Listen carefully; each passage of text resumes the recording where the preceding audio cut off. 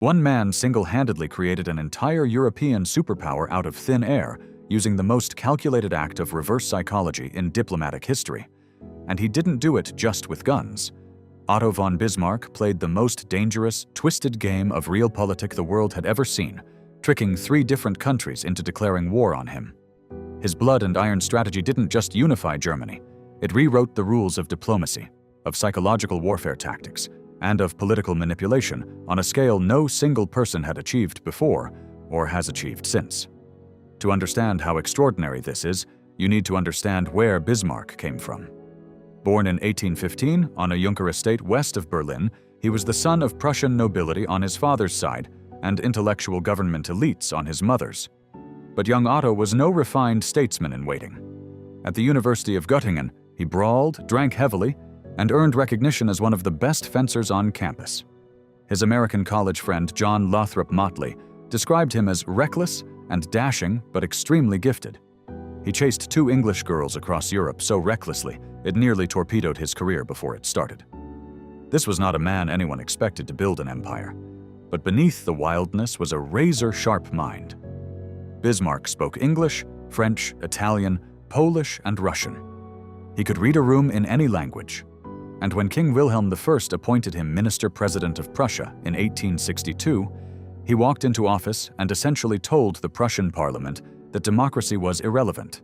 His exact words, "It is not by speeches and majority resolutions that the great questions of the time are decided, but by iron and blood." That line made him the most hated politician in Prussia. People literally spat on him in the streets. But Bismarck didn't care about popularity. He cared about results. And here's where the manipulation begins. Bismarck needed to unify dozens of fractured German states into one empire. The problem was that 3 great powers stood in the way: Denmark, Austria, and France. He couldn't just invade them. That would turn all of Europe against Prussia. So instead, he engineered situations where each of these nations would attack him first. He turned Prussia into the victim every single time, while being the architect of every conflict. War number 1, Denmark, 1864. The duchies of Schleswig and Holstein were the trigger. Bismarck allied with Austria to fight Denmark over these territories, and they won easily. But here's the genius. After the victory, he deliberately set up a joint administration of the captured territories with Austria. He knew shared control between 2 rival powers would create friction. He was planting a time bomb and setting the fuse. War number 2, Austria, 1866. This is where Otto von Bismarck's diplomacy becomes truly diabolical. Before provoking Austria, he secured Russia's friendship. Then he met privately with Napoleon III and hinted at territorial compensation along the Rhine to buy French neutrality. Then he signed a secret alliance with Italy, promising them Venetia if they attacked Austria when the war broke out. He had isolated Austria from every possible ally on the continent. Then he triggered the trap. When Austria tried to resolve the Schleswig-Holstein dispute through the German Confederation's parliament, Bismarck accused them of violating their prior agreement and sent Prussian troops into Holstein. Austria mobilized. And just like that, Austria looked like the aggressor. Bismarck even gave a speech framing Prussia as the victim of Austrian hostility. The war lasted 7 weeks. At Königgrätz, over 250,000 soldiers clashed under the brilliant military strategy of Helmuth von Moltke, and Austria lost more than 30,000 men in a single day. But what Bismarck did after winning was brilliant beyond the war itself. He could have crushed Austria. He could have seized territory and humiliated them. Instead, he offered generous peace terms through the Treaty of Prague. He dissolved the old German Confederation and replaced it with a North German Confederation under Prussian control. But he deliberately avoided the kind of punishment that breeds lasting hatred. He wanted Austria as a future ally, not a future enemy. And in 1879, that's exactly what happened when the 2 nations signed a formal alliance. Now the final act. France, 1870. This was the masterpiece. Bismarck needed the southern German states to willingly join his confederation. The only way to do that was to give them a common enemy, an outside threat so alarming that every German-speaking state would rally together. France was the perfect target. But again, France had to strike first. The opportunity arrived when a relative of the Prussian king was offered the Spanish throne. France was furious at the idea of being surrounded by Prussian allied monarchs.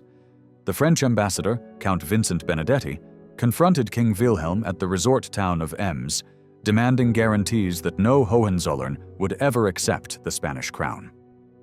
Wilhelm politely declined and sent a telegram describing the encounter to Bismarck. What Bismarck did next is one of the most audacious acts of psychological warfare in recorded history. He took that telegram, the Ems Dispatch, and edited it. He didn't fabricate anything outright. He simply trimmed and sharpened the language so that it read as though the Prussian king had deliberately insulted the French ambassador, and the ambassador had been dismissed like a servant. Then he published this edited version in every newspaper he could reach. And he made sure French papers received it on July 14th, Bastille Day, the French national holiday. France erupted. The public demanded war. Napoleon III, trapped by his own people's outrage, declared war on Prussia on July 19th.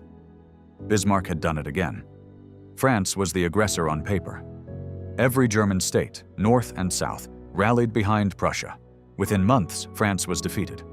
And on January 18th, 1871, in the Hall of Mirrors at the Palace of Versailles, the German Empire was proclaimed. 25 states unified under one emperor. Bismarck punched his fist on his desk and reportedly shouted, "I have beaten them all!" And he had. 3 wars. 3 enemies tricked into attacking first. 1 empire built from nothing. It's pure manipulation on a continental scale. But here's the part most people miss. After unification, Bismarck spent the next 2 decades keeping the peace. He built a web of alliances, the 3 Emperors' League, the dual alliance with Austria-Hungary that kept Europe stable. He hosted the Congress of Berlin in 1878, playing what he called the honest broker.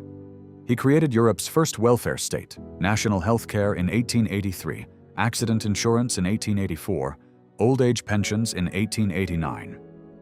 The man who unified a nation through blood and iron spent his later career trying to prevent anyone else from doing the same. He even predicted his own legacy's unraveling. In 1888, 2 years before Kaiser Wilhelm II forced him to resign, Bismarck warned, "One day the great European war will come out of some damned foolish thing in the Balkans." 26 years later, that's exactly what happened. Once he said something that captures everything about how he operated. When you want to fool the world, tell the truth. That was Bismarck. He never needed to lie outright. He just arranged reality so carefully that everyone else drew the conclusions he wanted them to draw. Whether you see him as a visionary statesman or a ruthless manipulator, one thing can't be denied. Otto von Bismarck understood something about power that most people never will. The strongest move isn't the one where you attack. It's the one where you make your enemy believe the attack was their idea.